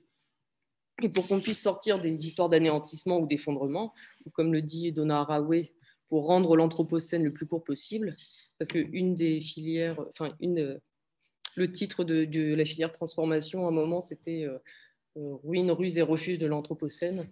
Donc, ce terme apparaît là, mais il a un antécédent. Donc, pour rendre cette période la plus courte possible, il faut inventer d'autres histoires, des histoires positives de réparation et de transformation. Et il s'agit d'imaginer, de conceptualiser des pratiques langagières théoriques qui défient les normes, les idées convenues, les ordres, et des pratiques qui pensent la perspective plutôt que la clôture. Et pour le dire avec les mots mystérieux de Haraway encore, it matters what story tells story, which thought thinks thought, it matters what words world. Donc ce qui importe, c'est premièrement ce qui est dit, c'est-à-dire le contenu du récit, le contenu des idées ou le contenu du monde, mais deuxièmement, ce qui importe également, c'est comment ces récits, ces idées, ces mondes sont dits, sont pensés, sont présentés, c'est-à-dire, pour résumer, leur forme. Et la SF a pour particularité de jouer bien sûr avec des images de science et où il s'agit de tirer des conclusions logiques à partir d'éléments de variation et de les expliquer entre guillemets scientifiquement. Et ces éléments de variation peuvent être de tout ordre, une découverte scientifique, un objet, un bâtiment, un être non anthropomorphique, un cataclysme, une révolution, enfin, tout ce qui va entraîner une sortie du réel et une transgression des frontières entre réel et fiction, ce qu'on peut aussi appeler la voie oblique ou le changement de perspective. Et il s'agit à chaque fois de remettre en cause nos propres réflexes et de chercher à complexifier plutôt qu'à simplifier et aplatir les problématiques des étudiants issus de leur mémoire, qui soient donc des problématiques aussi bien architecturales que politiques, ou biologiques, ou économiques, ou environnementales. Et c'est à cela que veut répondre ce concept d'utopie radicale. Alors, pourquoi radicale? trois réponses. Tout d'abord, qualifier l'utopie de radicale, ça signifie lui rendre son sens émancipateur contre les attaques anti-utopistes et lui rendre sa force politique contre les idées reçues. C'est ensuite radical parce que étymologiquement relié à ses racines et donc à l'île imaginée par Thomas More en 1516. Et elle se déporte à nouveau vers l'inconnu et l'ailleurs plutôt que vers le futur à faire advenir, même si l'utopie reste bien entendu souhaitable. Et elle redevient un lieu, ou précisément un non-lieu, c'est-à-dire une façon de regarder, de s'extérioriser. Et elle redevient transformation plutôt que planification. Et enfin, radical parce que c'est une utopie qui travaille à en rester une utopie utopique, radicalement en tout et pour tout. L'utopie radicale, c'est l'autre de notre réel avec lequel elle entre en conflit, mais elle est elle-même parcourue par l'altérité et le conflit. Et contre la recherche d'unité et d'homogénéité, elle développe et entretient son impulsion au radicalement autre. Elle est critique, pratique et création, et elle est bien sûr ni totalitaire ni globalitaire. Elle est à la fois action et état d'esprit. Elle est, comme je le disais, utopie redevenant utopique.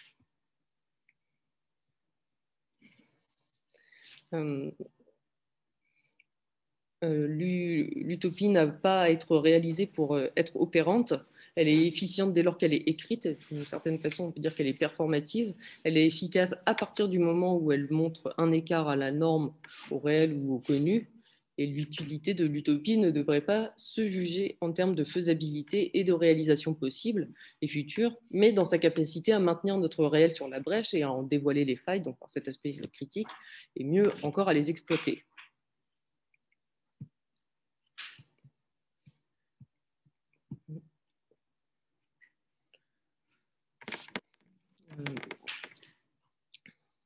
Et pardon, j'ai perdu ma ligne. Il ne s'agit pas tant d'apprendre grâce à la fiction à s'orienter dans les ruines que d'orienter ces ruines vers d'autres avenirs. Et d'une certaine façon, l'utopie radicale nous permet de penser au-delà des ruines. Et destin susceptible de changement signifie donc qu'une autre fin du monde est possible. Et voilà les exercices d'écriture que nous avons mis en place depuis 5 ans dans le master transformation.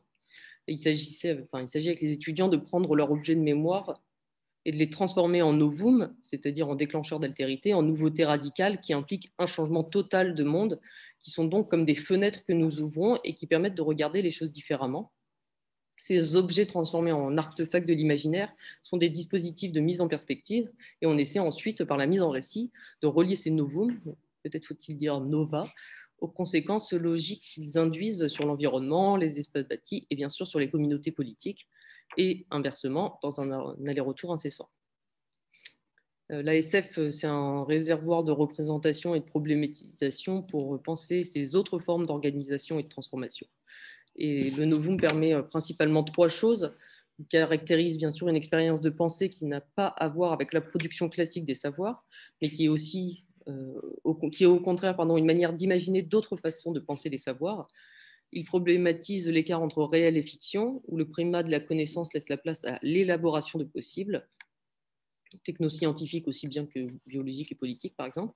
Et enfin, il permet au lectorat d'expérimenter une désaffiliation radicale en le plongeant dans un univers radicalement différent qui ne se résume pas seulement à un miroir déformé ou inversé de sa réalité.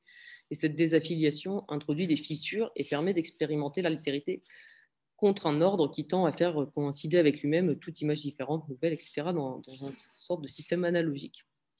Donc cette idée de novum, je l'emprunte au théoricien Darko Suvin. Donc pour transformer les ruines du capitalisme, qui ne sont pas des belles ruines, en somme, il nous faut un imaginaire à leur échelle. Et pourquoi mobiliser donc l'ASF? Parce que nous avons la conviction que l'ASF est le lieu où se pense l'utopie aujourd'hui, parce qu'elle a littéralement les moyens techniques de dépasser les imaginaires conformistes, de penser plus loin, sans la contrainte du réel, à laquelle de toute façon elle est forcément liée. Simplement parce qu'on écrit toujours depuis un lieu situé, par exemple, ou à partir de données réelles qu'on viendrait extrapoler, faire varier, etc. L'imaginaire ne devrait pas, ou pas seulement, servir à rejouer ce qui s'est déjà joué, mais à ouvrir des portes, et c'est ce que fait la SF qui radicalise la fiction dans ses confins les plus improbables. Et...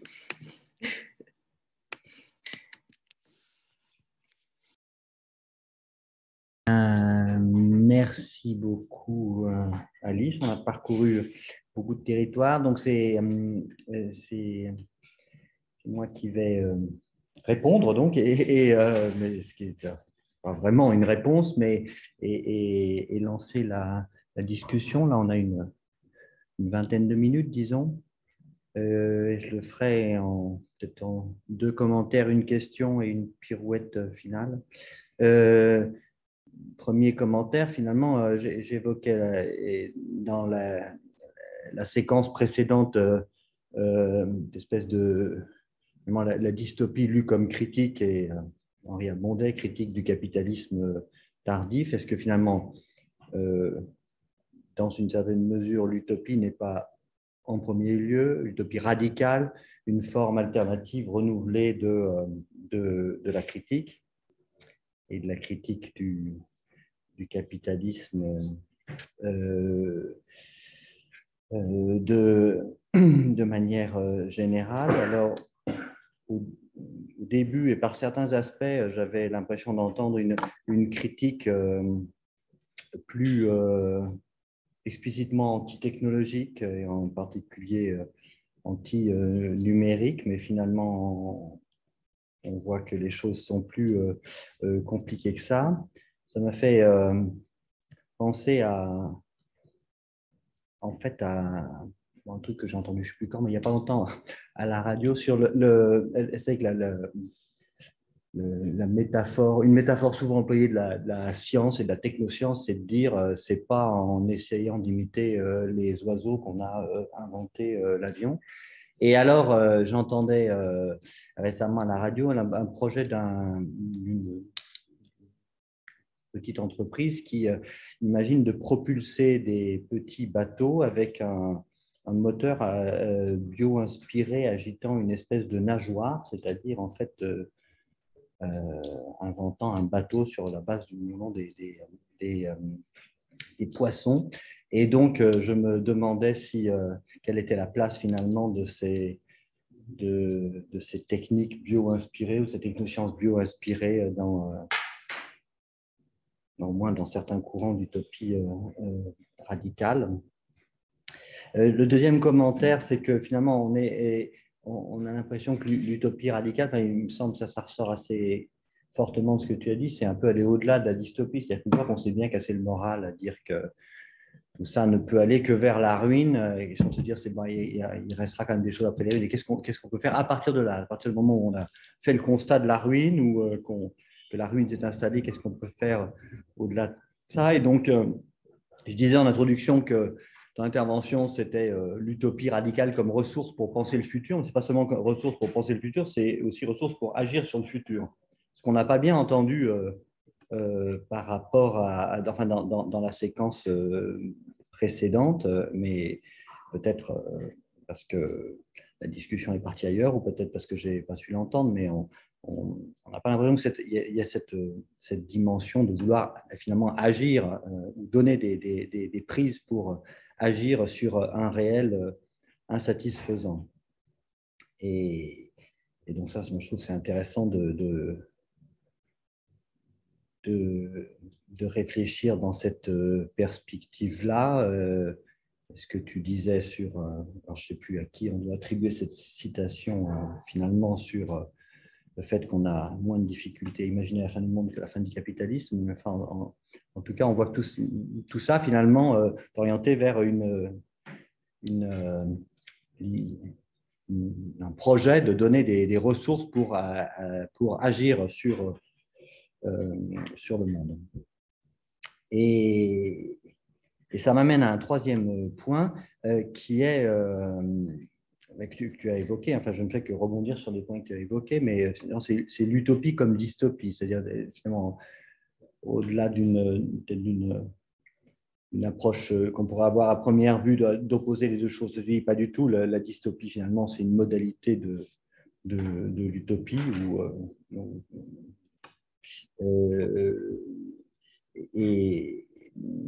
mais est-ce que plus radicalement que ça, d'une certaine manière, il n'y a pas un potentiel dystopique dans toute utopie? Et alors là, tu as dit, et c'est là que finalement est ma question, tu disais finalement comme antidote à ça, contre une utopie qui se virerait au cauchemar ou à un ennui mortel, il faut revenir au rivage. Et tu as dit à un autre moment, qu'est-ce qu'un bon lieu qui travaille à en rester un? Alors moi, je me demande si ça... enfin, qu'est-ce que c'est que ce rivage plus explicitement? Et est-ce que c'est une manière pour, disons, les approches, les visions utopiques ou les récits d'utopie radicale de se réancrer malgré tout dans le réel, dans une matérialité ou dans une...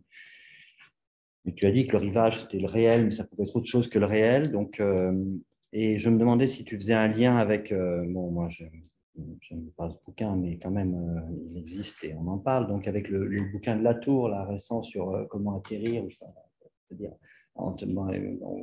j'ai l'impression qu'il y a une espèce de déco entre ces idées-là. Il ne part pas tellement d'un point de départ utopique, hein, Latour, mais enfin, sa visée est peut-être finalement assez proche. Et puis, donc, pirouette finale, là, comme promis, mais je ne sais pas trop comment la formuler, c'est utopie et postmodernité. Moi, dans le résumé de ton intervention, il y avait quelque chose qui m'avait beaucoup attiré, c'était la tradition utopique montre comment la technique et les sciences en général sont de plus en plus partie prenante de l'imagination d'une société meilleure. Et cette société meilleure semble voir sa destinée nouée à celle de la ville et des relations complexes avec son territoire immédiat. Et moi, spontanément, j'aurais dit vraiment que l'inverse, alors la tradition, je ne sais pas, mais l'actualité utopique, ça serait plutôt une grande méfiance, dans le cadre d'une critique un peu postmoderne, une grande défiance vis-à-vis de la technoscience. Et en même temps, je suis très intéressé par le fait qu'au moins analytiquement, on puisse distinguer, et ça fait écho à ce qu'on disait tout à l'heure, la technoscience comme finalement forme d'exploration du monde et l'usage de la technoscience, l'usage destructif, extractif, etc., de la technoscience fait dans un monde capitaliste de moins en moins régulé. Donc là-dessus, si tu as des éléments de réaction, ça m'intéresse. Voilà ce que je viens de dire. Tiens, peut-être remettre ton micro que je t'ai coupé tout à l'heure parce que...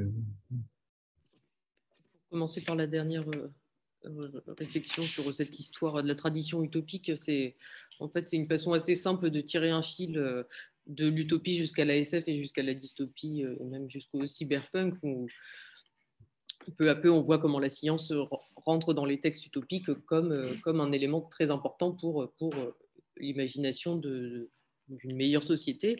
Et lié à ça, évidemment, la notion de progrès, et lié à ça, évidemment, le 19e siècle, le 20e siècle et la science-fiction qui se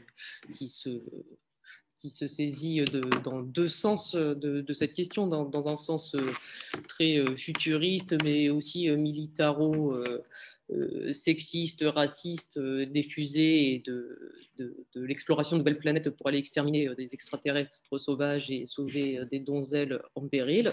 Et de l'autre côté, la dystopie qui va finir par prendre ces images de villes magiques et en faire les villes dont on parlait tout à l'heure, soit avec nos romanciens, Blade Runner, mais je pensais aussi même à l'image de la ville des machines dans Matrix, on pourrait croire que c'est aussi Los Angeles la nuit avec des néons. Et du coup, c'est ce fil-là auquel je fais référence et auquel je n'ai pas vraiment parlé dans ma communication. Sur cette idée de l'antidote qui sauverait l'utopie de devenir dystopique et qui serait de revenir au rivage. Et en fait, je dis ce rivage, c'est le réel, parce que c'est le réel qu'il a vu naître.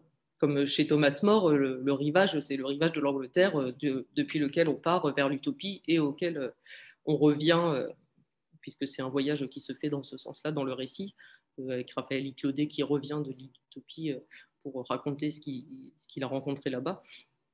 Donc c'est ce réel qui, évidemment, voit naître l'utopie, mais c'est aussi ce rivage, c'est surtout pour moi le rivage de l'inconnu et de l'utopie qui se remet en mouvement et qui va chercher d'autres utopies, en fait, qui va aller chercher d'autres territoires inconnus. Et dans ce sens-là, ce n'est pas du tout le même chemin que Bruno Latour, où atterrir. Pour moi, c'est plutôt où s'envoler. C'est un peu le propos que je veux défendre avec l'utopie radicale. C'est d'avoir ce geste radical qui dit que pour s'intéresser au réel, il faut peut-être penser à aller voir plus haut, plus loin, différemment. Et évidemment, pas du tout sur le modèle de ce positivisme, etc., des fusées conquistadors. Enfin, ce n'est pas du tout ce modèle-là. C'est un modèle de fusée émancipatrice où même la technique, ou même le moteur est conscient de son empreinte carbone, etc., où vraiment tous les éléments sont pensés en fonction de cette utopie utopique, c'est-à-dire une utopie qui reste bonne en tout et pour tout. Donc ce rivage, voilà, c'est pas où atterrir, c'est vraiment plutôt où s'envoler. Et c'est vraiment ce qu'on essaye de faire de pousser les étudiants à faire, parce que c'est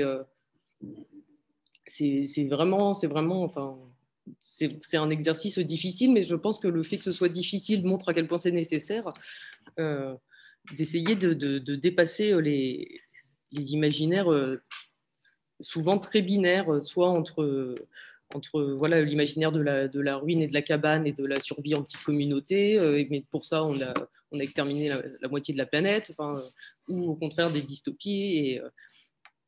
Et c'est un travail... qui, je pense que dans ces échecs, montre que c'est important de le faire. Je